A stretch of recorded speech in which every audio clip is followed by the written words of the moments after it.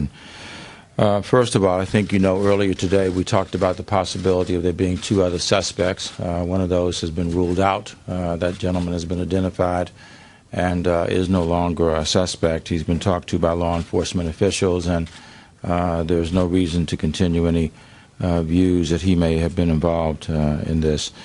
There is still yet another person who was identified earlier. That was a person in the video who was wearing a drab olive uniform, around 50 years of age, around 5'10", African-American man, and we are continuing to look for him to determine what, if any, involvement he may have had. There are many people who have asked us whether we think that there is there's terrorism involved in this. We don't know what the motive is at this stage. We'll continue to seek information about what the motive is, but we don't have any reason at this stage to suspect terrorism, but certainly it has not been ruled out. We now have a total of 13 fatalities, including the shooter. We had one additional since we last convened. That was one of the victims who died at a hospital as a result of the wounds that he suffered.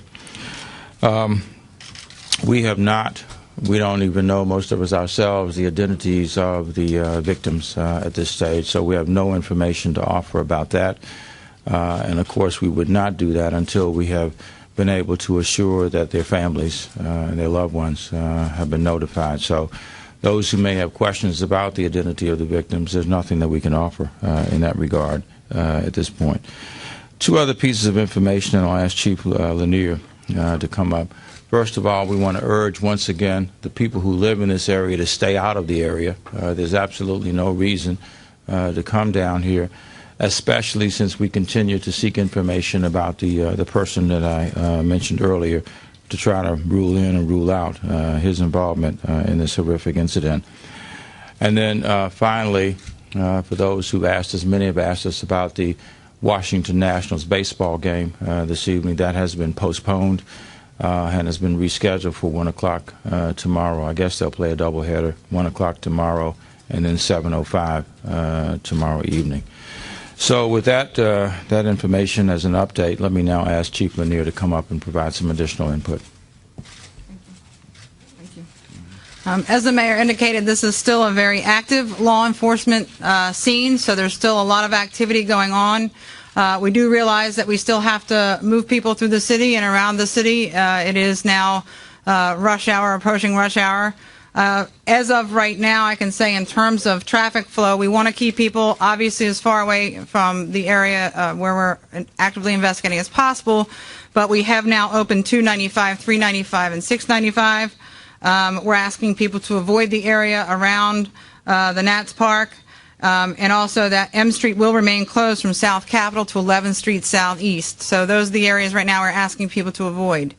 This is still an ongoing investigation. We are continuing to ask our residents and communities and businesses in the immediate area to shelter in place and avoid the areas mentioned until we finish doing what we have to do. We are hoping in the next couple of hours to have information one way or the other on whether we can conclusively say we have all suspects or persons involved in this accounted for. There are some additional updates that have been going out in terms of the person that has been identified as a shooter in this case. That information will be shared by the FBI. We are still asking for any information from the public. We have given contact information, which I'm sure the FBI will repeat, but still anybody who has information to pass on, please continue to pass that along to the FBI in this case as we're continuing to investigate. So with that said, I'll turn it over to Val and let her give you an update on the suspect we do know.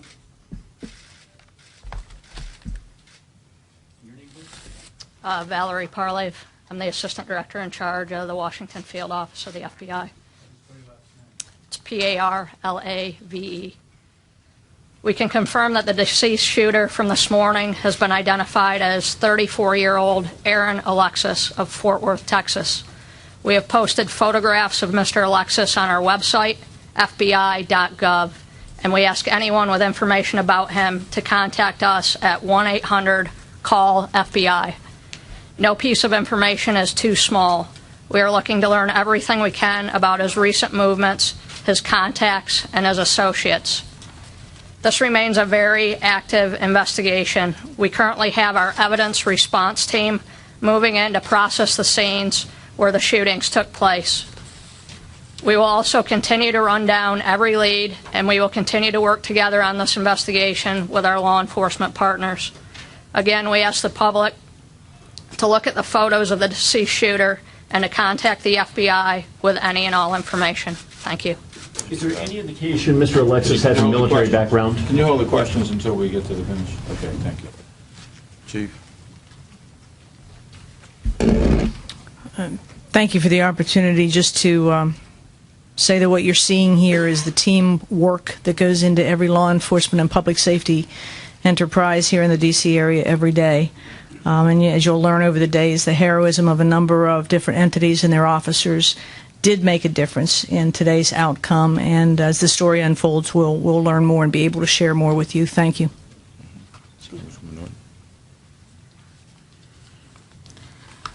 I've just come from the House of Representatives. It's not on lockdown. I understand the Senate is on lockdown. Of course, the House is not in session today.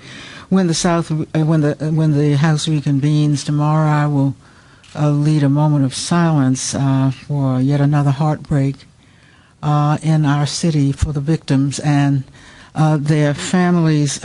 We take an attack on a federal facility in our city personally. It's an attack not just on that facility, it's an attack on our city, it's an attack on our country.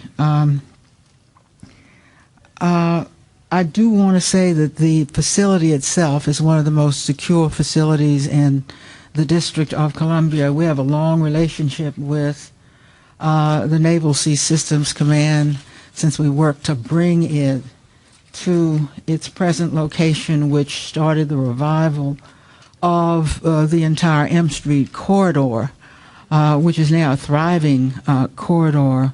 We hope that once the investigation is done, once we get back to normal, that the Navy Yard will be run as it has been run ever since the Naval Sea Systems Command got there. Very secure facility, and yet it has an event center, and the organizations in the District of Columbia and region have events there almost every evening. So they've been able to learn to live with the district and yet be a secure facility. Meanwhile, I ask everyone to withhold judgment on what happened. This is really a revolving event, and I want to congratulate and thank the mayor and the federal officials for keeping us as well informed as they could. Thank you very much. Thank you, Congresswoman. Questions? Mr. Mayor, what are the total number of To start here. Mr. Mayor, is there any indication that the dead gunman had a military background? I don't know one. Perhaps Chief or Val, do you know?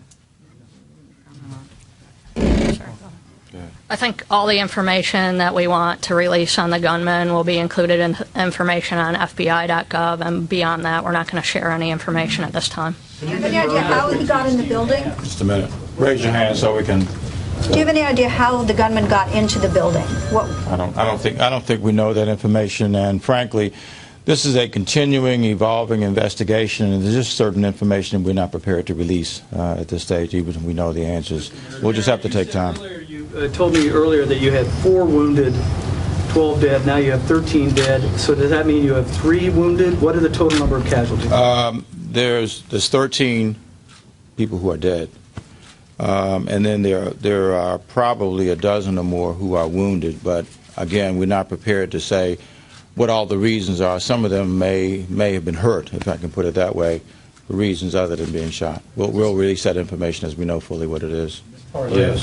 So just to confirm, is there a second gunman on the loose right now, and how concerned should we don't know that there is a second gunman on the loose. We know that there was a person who was identified very early in this process. In fact, there were 2. One of them has been ruled out. The other person has certainly not been ruled in as someone who was involved in this horrific incident, but we're trying to find him to get further information about it. You described a video that this person was seen on. Could you tell us more about that video? Was it a security video? Where was the video taken? I don't think we're prepared to. I mean, there's a lot of questions that are associated with this investigation at this stage that are best left unanswered. One, because we may have only partial information, or they may affect the outcome of the investigation. Do you know whether the gunman took his own life, or was he involved in a shootout with officers? Engaged in shooting with police officers. Chief, can you give any kind of timeline of how this started and then how it ended? We've heard there was a shootout. What did this guy do? Did he go for a first shoot to the atrium? We've heard all kinds of stuff. The first call for Metropolitan Police arrived, and within literally 2 to 3 minutes, Metropolitan Police officers were on the scene. Now, internal security had already engaged, identified and engaged the suspect. We already had victims down at that point. Within 7 minutes, we had active shooter teams inside the building, moving through the building. There was multiple engagements with the suspect that was eventually deceased. Both Metropolitan Police and Park Police, our preliminary information, got into a final gun battle with the suspect that is deceased. So, but there were multiple incidents within that time frame in which there was a gunfight with the suspect that was deceased. Your officers arrived and found people down. I mean, we've heard from some of your people who we've talked to that this was just something, that this was one of the worst things they've ever seen. Can you describe what they found when they went in there? Sure, it certainly was one of the worst things we've seen in Washington, D.C. As officers entered the building and moved through the building, they were, making transmissions and keeping command informed as what they were coming across as they went through. Multiple victims. There was gunfire still going on. This is what we trained for. We were able to pull active shooter teams together, and compliments to the partners here in the National Capital Region. We were able to pull disparate officers from different agencies, put them in a single team, and get them in the building within 7 minutes.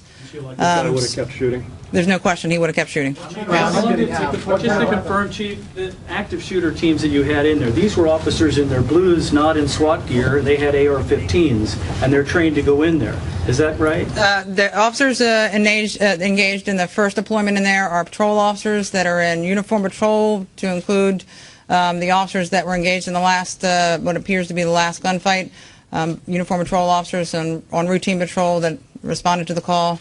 On the scene within minutes. So I think the years of training and practicing and coordinating with the partners has been beneficial to us. We'll take two more questions. Can you give us a ballpark on the number of rounds that he may have fired? No. There's just so many questions. I can't give you exact times right now. Where obviously there's still a lot of ongoing investigation before we get to the the kind of summary. But we're not going to comment on evidence, number of rounds fired. We're not going to comment on any details of any evidence recovered, and we're certainly not going to comment on after-action type things right now. We've got police officers that are still actively engaged and still working in threats, so all that will come later.